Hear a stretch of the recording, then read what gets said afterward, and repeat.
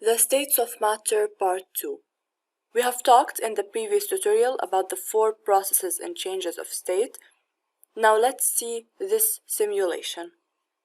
Here we have stearic acid, which is a solid saturated fatty acid obtained from animal or vegetable fats used in making soap and candles.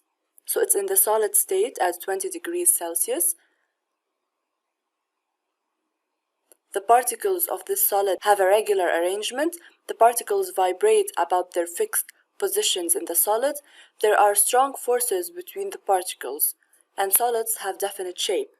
Now let's see what would happen if we put more energy.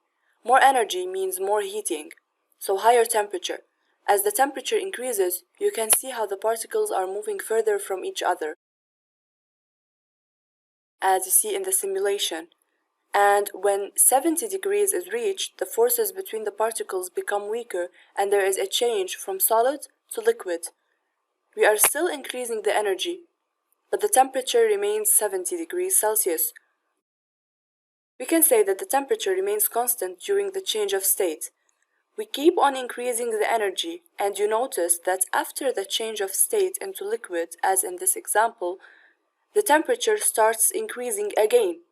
And it keeps on increasing until it becomes above 300 degrees Celsius, and in this case it is 383 degrees Celsius. So you start to see that the particles are evaporating and they are changing from liquid to gas.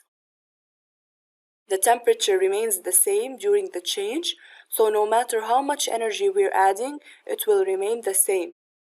Here it is boiling until it is all in the gaseous state. So we saw melting and then boiling. Now let's say we have the boiling point of stearic acid is 383. The boiling point is the temperature at which a liquid boils and changes to gas. And we can also conclude that the 70 degrees Celsius is the melting point of stearic acid. It is the temperature at which a solid changes into liquid.